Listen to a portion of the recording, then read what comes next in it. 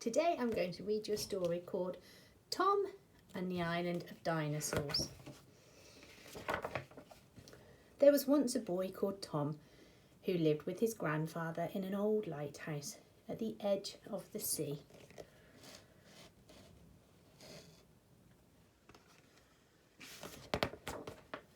Between them, Tom and his grandfather took care of the lighthouse. On stormy days and moonless nights, they would light the lamp to show passing ships where the rocks were.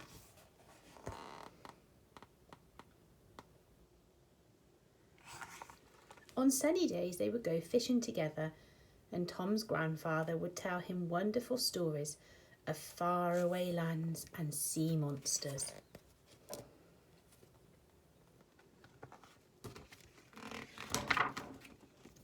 Tom loved his grandfather and the lighthouse very much, but sometimes he longed to sail the wide grey seas in search of adventure.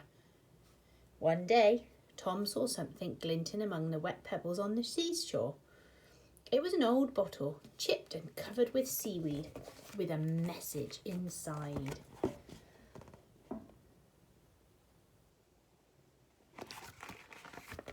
And the message says, "Help! I'm shipwrecked on a faraway island. There are dinosaurs here and a smoking volcano. Please come before it's too late. Help! Thank you." From Katie. Oh, that would be exciting, wouldn't it? Tom rushed home with the message. "Oh, poor girl," said his grandfather. "She's in terrible trouble." He looked worried. "But what can we do? We can't leave the lighthouse. If a storm blows up, we'll have to light the lamp." "Don't worry, grandfather," said Tom. "I'll rescue her." Tom raced down the stairs to fetch the special emergency box. He pushed and pulled and heaved it up the narrow steps to the balcony. He pulled the ripcord. With a rush of wind, the sides of the box collapsed and an enormous rescue balloon filled with air.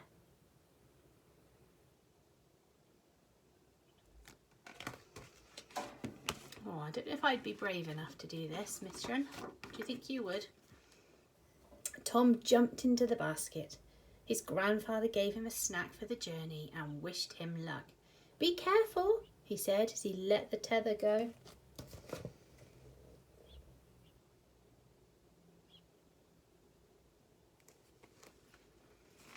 It's very brave, isn't it? Tom's balloon soared into the sky. As night fell, he drifted across cold seas and sleeping towns.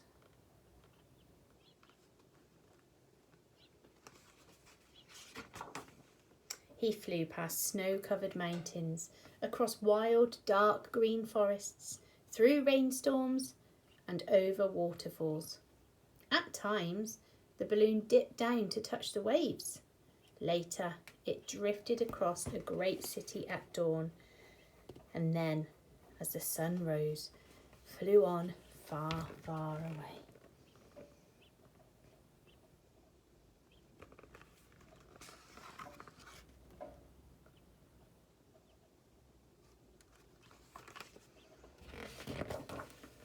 At last, Tom could see the island down below. A ship lay wrecked on the rocks, but there was no sign of Katie or the dinosaurs. Great belches of smoke and fire rose from the volcano.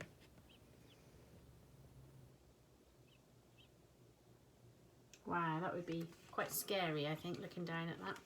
He let the balloon drift down through the swirling smoke and fixed the anchor to a tree. He climbed down and began to look for Katie. Just then, he heard someone calling him. It was Katie. She was perched high up in a tree. "Quick!" Tom shouted. "We've got to get out of here. The volcano is about to erupt." "We can't go yet," said Katie. "Come and look at this." What do you think they're going to see? What does she want to show him?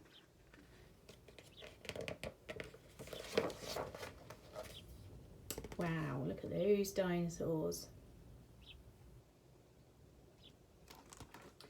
"Those are the last dinosaurs in the whole world," said Katie. "If we leave them here, They will be killed when the volcano erupts. We've got to save them. But how? Asked Tom. Those dinosaurs are too big for my balloon. Luckily, Katie had a plan. First, they collected enormous flowers. Katie knew that the dinosaurs loved to eat the flowers. Then they made huge nets from the rigging on Katie's ship. Tom hung them from the basket of his balloon. All the time, explosions from the volcano got louder and louder. They laid a trail of flowers for the dinosaurs to follow.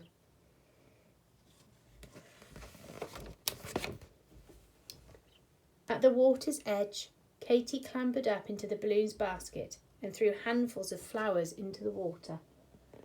Can you see what they're doing? Look, dropping the flowers, and all the dinosaurs are following them. The dinosaurs followed, swimming. The plan had worked. The seas turned black around them and the hot rocks hissed down as the volcano erupted. They had got away in the nick of time. Look at that. You can just see here in the distance the volcano, the dinosaurs in the balloon just escaping. Just in the nick of time. Just as the smallest dinosaur was getting too tired to swim, they reached a beautiful island. Then it was time for Tom and Katie to start the long journey home.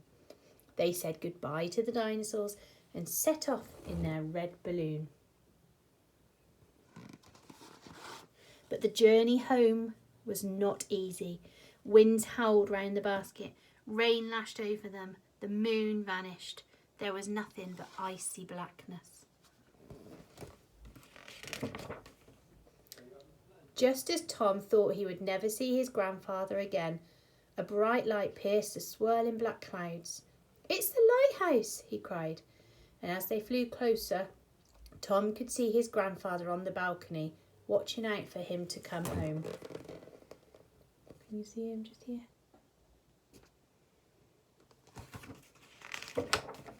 Safe at last and wrapped in blankets, Tom and Katie drank cocoa in front of the fire.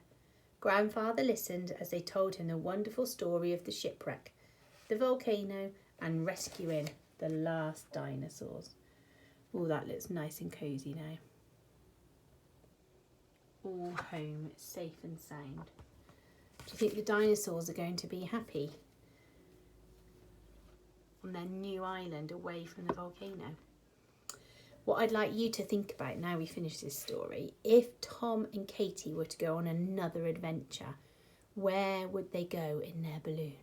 Have a think. If you've got an idea, I'd love it if you could draw me a picture and put it onto Seesaw for us to see.